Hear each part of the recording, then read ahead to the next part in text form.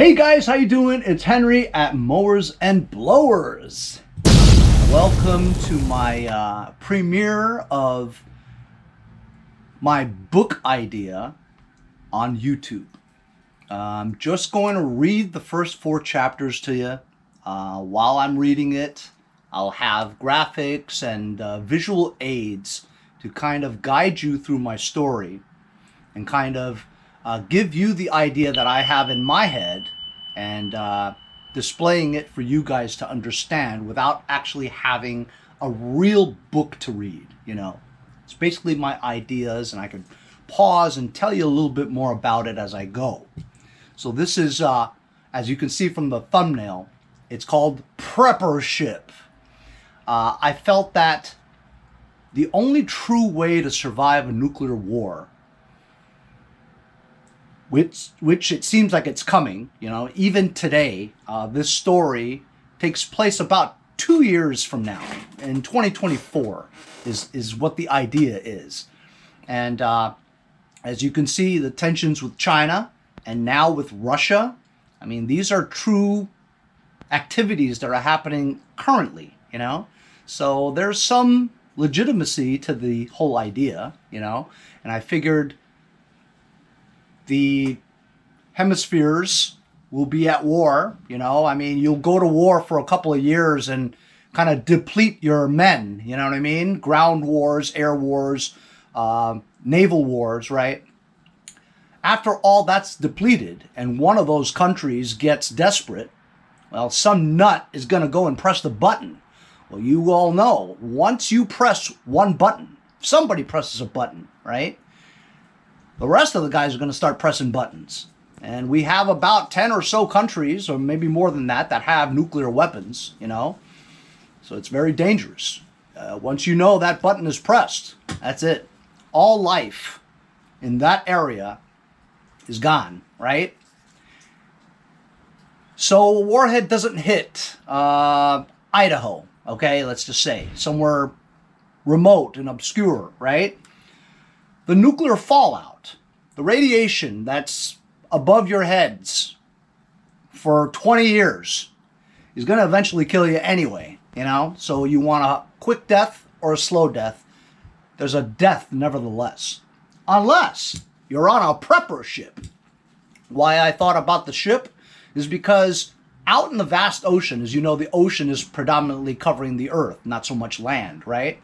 So if you're in the middle of nowhere in the ocean on a big cruise ship, and you're down south where the jet stream is not really affecting it as much as the regular continents, right? You may be able to survive that for years, as long as you have ample supply. Now, eventually you can't float out in the ocean forever, right? You will die eventually. So what you want to do is you want to find some crazy island out in the middle of nowhere down south near Antarctica. You know what I mean? And then the air is much better there. You're not going to have anybody wasting a nuclear weapon down in Antarctica when there's nobody there. You know what I mean? So they're not going to destroy those areas. You're not going to have a missile fly down there, you know?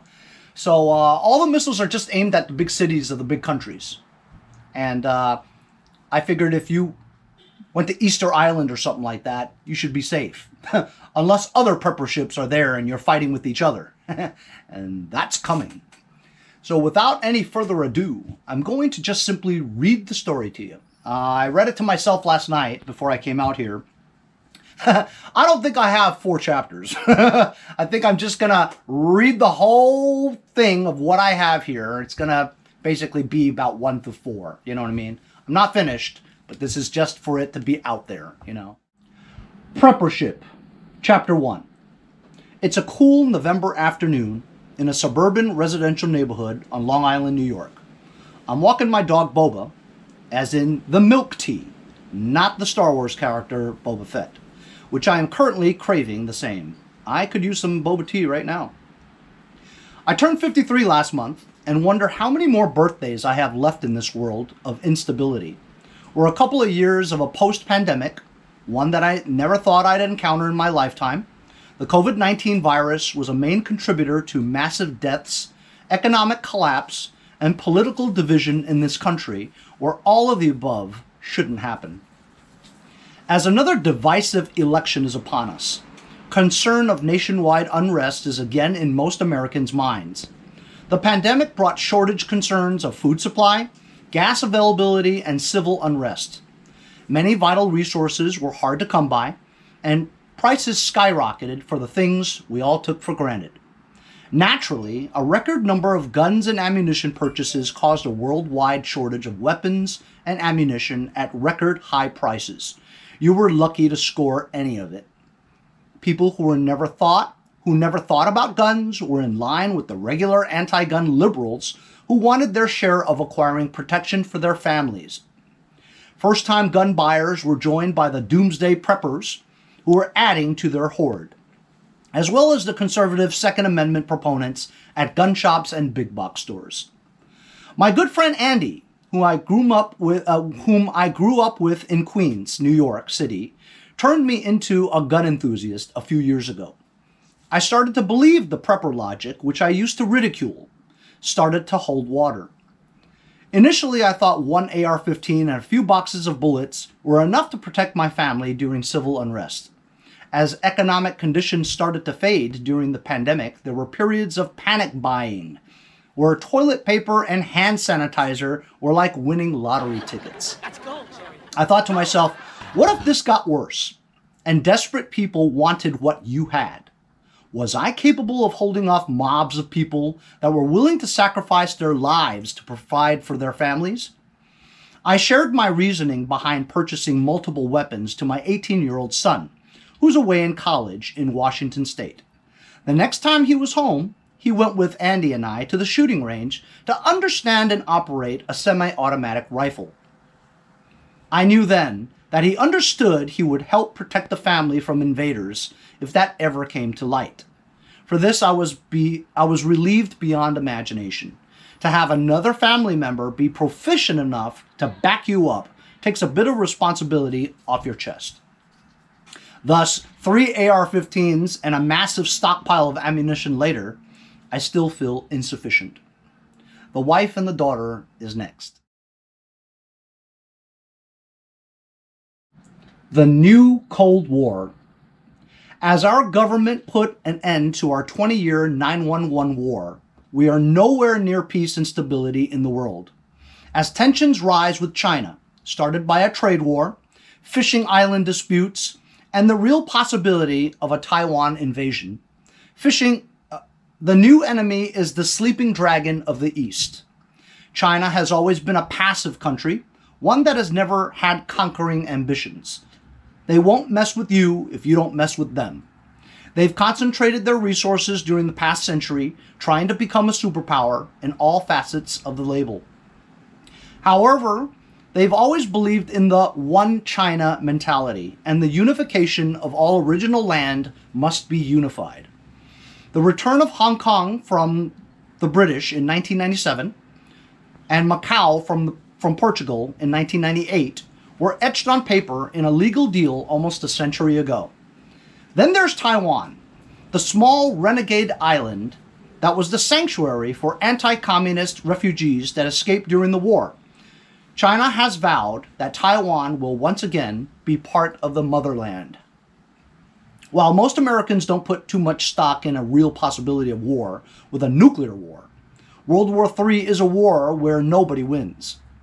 As an American and son of Chinese immigrants, I embrace the true fear of a nuclear war, even more so with China.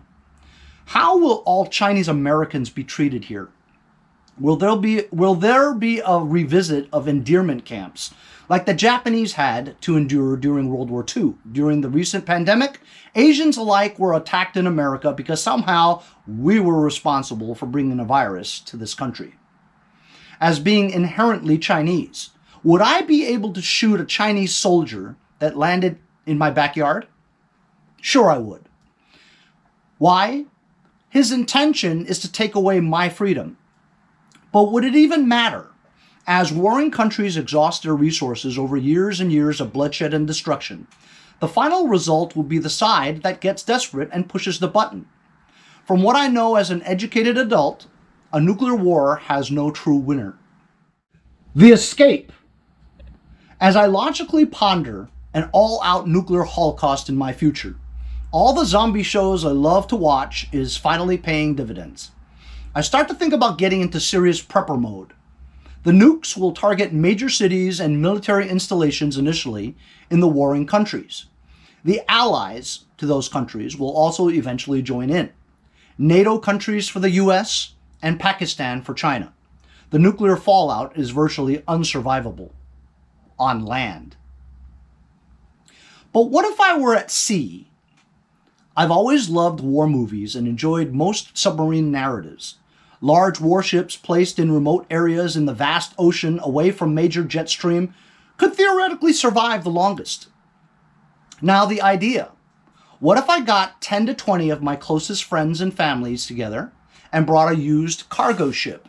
The kind that's the size of an aircraft carrier that sails around the world with thousands of shipping containers on it.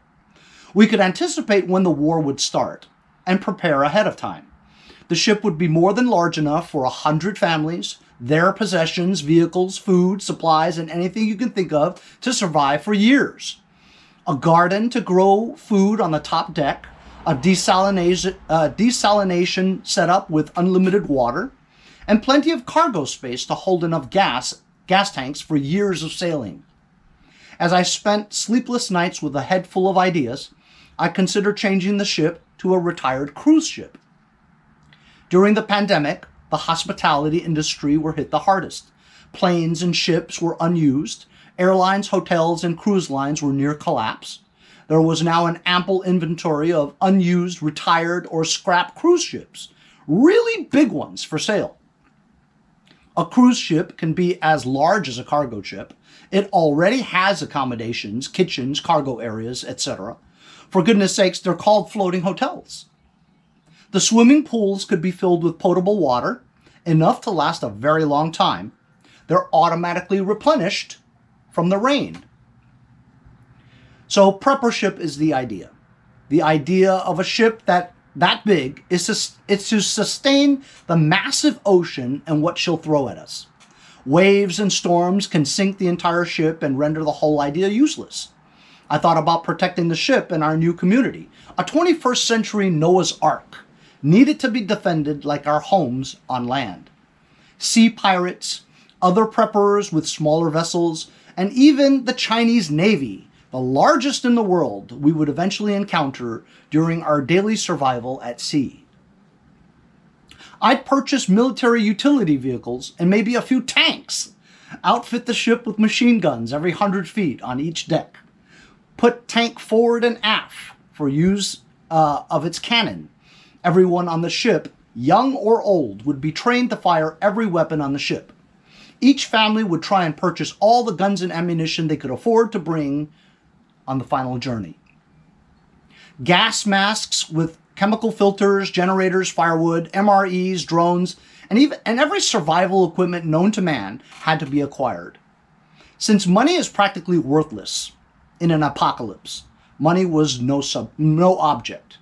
Our friends and families with deep pockets would try to satisfy that obligation.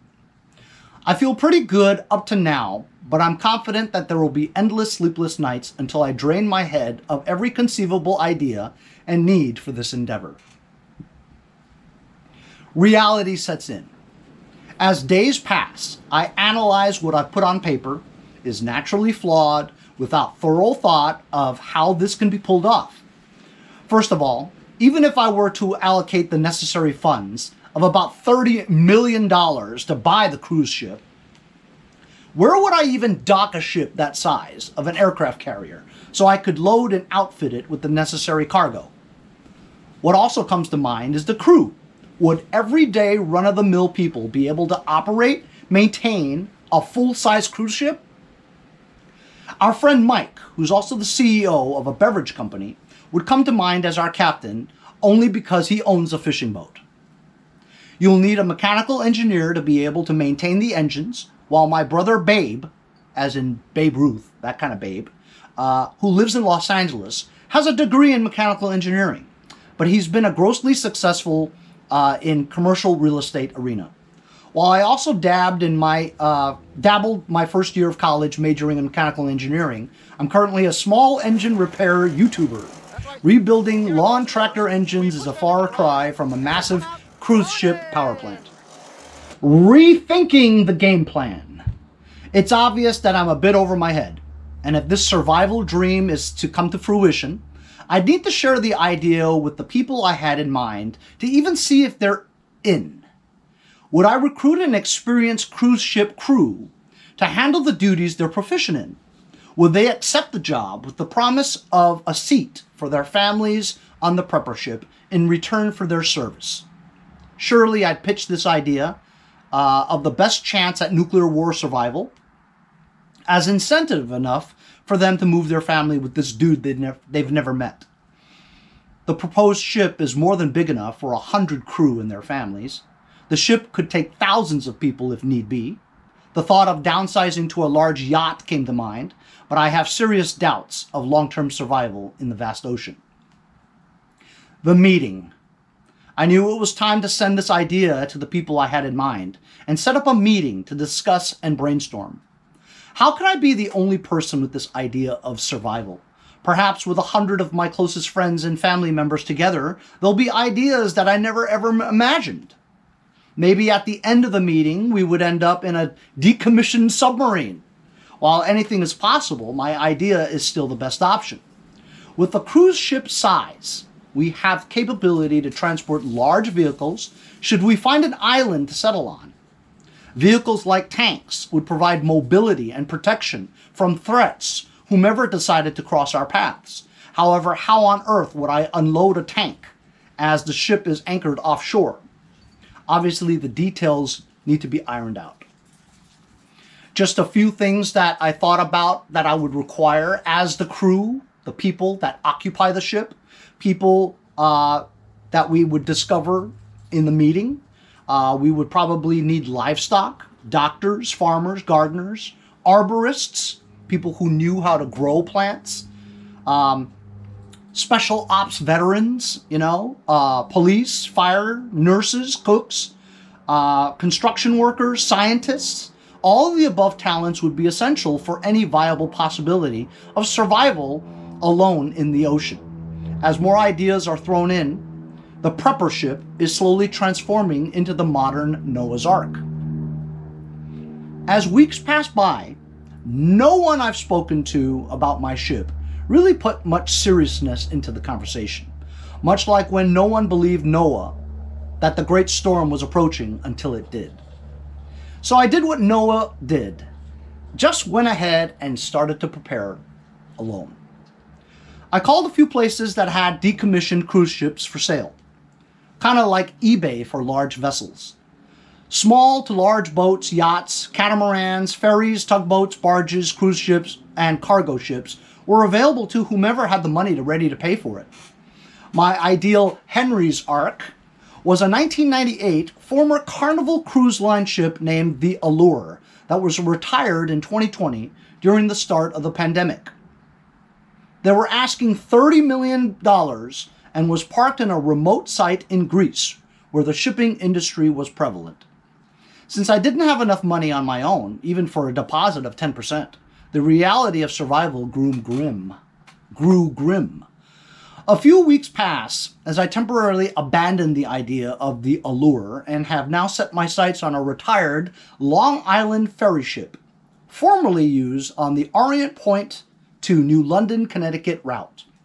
Don't get me wrong, this was still a massive ship capable of hundreds of passengers and over 100 vehicles. To put the size in perspective, the Montauk Mary could be mine for $135,000. That I could do. Mary would not survive a tsunami, but honestly, what really could? As long as I prepare the ship with proper supplies and weapons for a reasonable defense and the protection of the ship, it's a go, for now. At this point, my immediate family, my mother, Andy and his family were going to humor me as long as they don't go broke in the short term. Their willingness to participate was driven by a thought that maybe it's a decent plan. When I recently spoke to my brother, Babe, he initially thought I'd been drinking the tap water unfiltered. Further conversations on the subject led him to believe that I wasn't going crazy and that I was 100% serious, and was going to proceed with or without him. After I told him that I left the $13,500 deposit for Montauk Mary, he asked me when I needed to pay the balance. I knew then that he would be moving back to New York in the not-so-distant future. Andy and I continued to buy weapons and ammunition every chance it became available online at decent prices. Our armory hoard was becoming more of a small arsenal. We spent many days at the local shooting range and started to tell the Preppership tale to some of our shooting friends. Since Babe and Andy were very good friends with the beverage tycoon Mike, my quest became more of a big news that was spreading throughout our friend circle. While many of those friends brushed it off as some harebrained scheme that would never be utilized, it remained in the back of their heads as news of further tensions with China was regular nightly news. Soon it became clear that it was plausible that having an interest in Henry's Preppership ferry Mary Ark was an investment not only for their future, but possibly for their lives. Shortly after our largest Zoom conference call with about 75 immediate and extended family and friends concluded, the funds started pouring in. Mike had rented an abandoned warehouse that used to be a Sears distribution depot in the industrial area of Kings Park, Long Island, which is only about 20 minutes away from my house and 20 minutes from the north shore of the Long Island Sound. Everyone contributed a large amount of their wealth because they all brought into the fact that money would be worthless in a Holocaust. So why not get something for it while it is worth something? The warehouse now contained everything we needed to survive several years. Andy and I spent every day at the warehouse receiving shipments of MREs, that's made ready-to-eat meals that the soldiers carry in their bags, freeze-dried stuff with a shelf life of 20 years. Rice, gardening supplies, medical supplies, and everything the survivors ordered to bring on Montauk Mary. This morning, my brother Babe and his son Jack flew in from Los Angeles after selling their home and returning to New York to prepare for what they hoped wouldn't happen. We all went together with Mike to Orient Point, where Mary was being prepared for delivery. Babe had already a cashier's check for $100,000 to settle the balance and pick up Mary. We arranged a dock spot at Port Jefferson large enough for 3 tugboats, which would accommodate the length of our ferry. The lease was for 3 months at a time, which we thought would be ample time to move all the supplies from the warehouse to the ship. Most of the Ark's planned passengers have been preparing to leave their homes at a moment's notice with go bags ready to go. Most of my extended family have already moved to my mom's house and my cousin Eric's house, both within an hour of the port. As more uncles, aunts, cousins, in-laws started to arrive, friends had to help put them up for the time being until we could finalize a few local homes we rented to house all the incoming friends and family for the short term. We had frequent meetings with everyone at Mike's house, since it was the largest and most remote location closest to the shore. We all took turns driving rented vans and box trucks, moving the supplies from the warehouse to the ferry. We set up shifts of 6 to 12 of us to spend nights on the ship to organize the cargo and protect the supplies. Remarkably, this harebrained scheme was becoming a well-oiled machine. No one was more pleased than I was. I was super motivated and my spirits were on cloud 9. Yet the unknown scared me because I realized how vulnerable I was without the help from the main leadership. Where would I be if the boys didn't buy in? Thank goodness they did. Things are getting hairy. It's now early August 2024. Donald Trump's second stint at making America great again is again a possibility. He is leading by a few points in nationwide polls over former First Lady Michelle Obama. In just a few months, we'll know who will take the responsibility of handling the peaking tensions with China and prevent a boilover. A third warship incident occurred early this morning in the ever-populated South China Sea as a British frigate was sideswiped by a Chinese Coast Guard destroyer. Previous incidents involved the Pakistani gunboat and an Indian supply ship exchanging small arms fire, and another similar skirmish involving a U.S. frigate shooting 2 warning shots across a Chinese fishing boat. There are currently over 300 warships near the ever-contentious Diaoyu Islands. It's a miracle no one's been killed yet. Each evening, the world watches the nightly news, and the main story leads with who violated international airspace first, as fighter jets from a dozen countries swarmed the South Asian skies over Taiwan. There is hope, as dialogue continues to be used by all countries involved. Thankfully, the US and China are rattling their sabers with their respective ally support and not rattling missiles yet. Finger pointing is definitely better than fingers pushing buttons.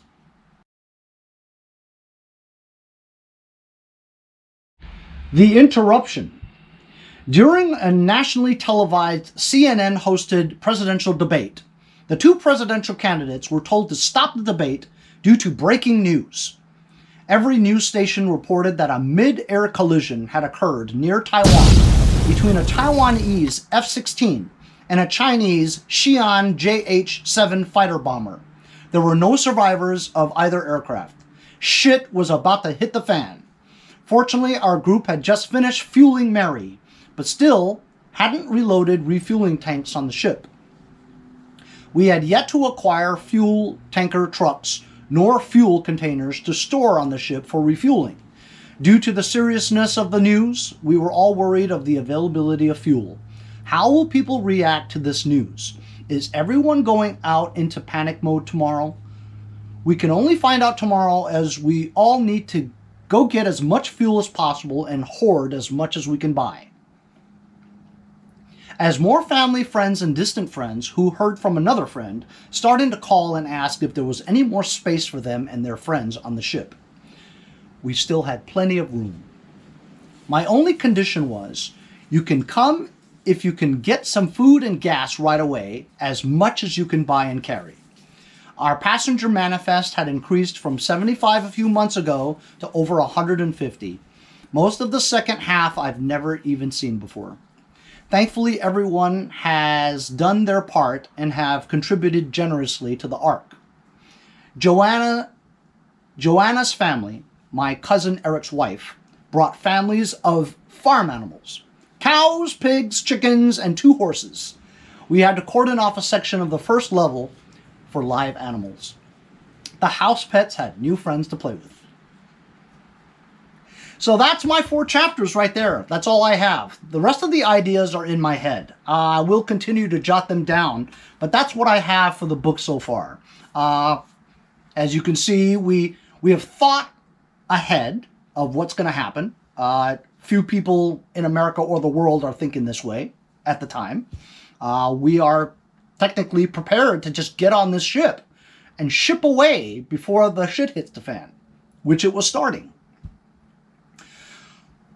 Thinking about what I've written here so far, and having my friend Anavat, my son, some people tell me as I'm writing this, that what if we sail out and we encounter a Chinese warship?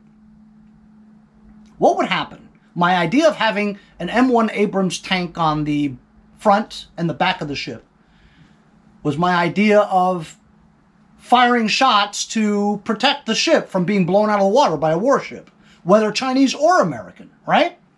So would that work? Would untrained people be able to shoot a cannon off the tank and hit a Chinese warship and blow it up? The chances were very remote, because the Chinese warship would see us flying in the American flag on this ferry, launch one of their guided missiles, and boom, we're done. We're history, you know? So our hope was to not encounter anybody on the trip. Second problem was the fuel. The ferry ship could maybe make it with refueling several times with the fuel that we brought to, like, Bermuda, you know, max. How are we going to make it all the way down there? It's a ferry. A cruise ship or a cargo ship would make it probably all the way down there because the gas tanks are tremendous, you know what I mean? So these are things that I have to iron out. Coming forward, my idea was that we do encounter land. We find an island somewhere, but it's inhabited. So anyway, I won't give the rest of it away, but it becomes very interesting. Obviously, the part where I actually go pick up the ship is fiction. Everything before that could be nonfiction, you know? Could be true. Everything could have been happening that way. But it's the point where I actually buy the ship is fiction. I haven't done that, so it's not true. But it's a story, you know? But you guys can see how this idea is, and anything could happen. The script, you could add so many elements to this script. Who we encounter, could there be a mutiny on the ship where part of the people on the ship don't agree with the decisions made by me or the other guys, the leadership? Everybody has an opinion, you know? Should we go north instead of south? We'll freeze to death when we're in Antarctica, you know? That kind of thing. And there could be a fight on the ship, you know, to take control of the ship. All kinds of interesting aspects of this movie could be put in, you know? So it is interesting. At least I find it interesting. The reason why I'm putting it on YouTube is I want to see whether or not you guys find it interesting. Maybe you guys could help with your comments and ideas and develop this. Maybe a movie producer, director, a writer, you know, somebody who can put this onto a screenplay. A screenwriter could write it, you know. And putting it on YouTube was my best way of getting the idea out fast, you know, and not wait for it to be read by some person reading scripts, you know. And of course, this is just rudimentary. Again, it's not really a script. It's just an idea, a story in my mind that I feel could become a good book or a good movie, you know, with the right imagination, proper formatting of a script or a book, you know, that I have no experience in. But I have the idea, and the idea is interesting. As we tape this today, this whole thing could just go to Russia now because there's 100,000 troops on the border of Ukraine. A Ukraine invasion is coming, you know, and are we going to be able to do anything about it? Should America do anything about it? Is it America's duty to police the world? Why are we always getting into other people's business, right? Why can't we take care of what's going on here? That's just my personal opinion, but honestly, if it's going to lead to World War III, I mean, why are you going to do that? Oh, then there's experts who's going to say, well, if America doesn't do that, then is Russia going to stop at Ukraine? What's to stop them now? If they go and invade Ukraine and we do nothing about it, what's next? Will they keep going? Will China see this as an opportunity? Things going around the world, the U.S. being occupied with Ukraine and Russia, right? Hey, let's invade Taiwan now at the same time. Isn't that World War III? Isn't that how world wars start? There is truth to what's going on, man. Watch the news. Stuff with China and Russia is real. Anyhow, that's chapters 1 through 4, approximately, you know. Let me know what you guys think, and have a Merry Christmas and Happy Holidays. Hey, I'm Andy from Jericho. See you guys next time on Mowers and Blowers.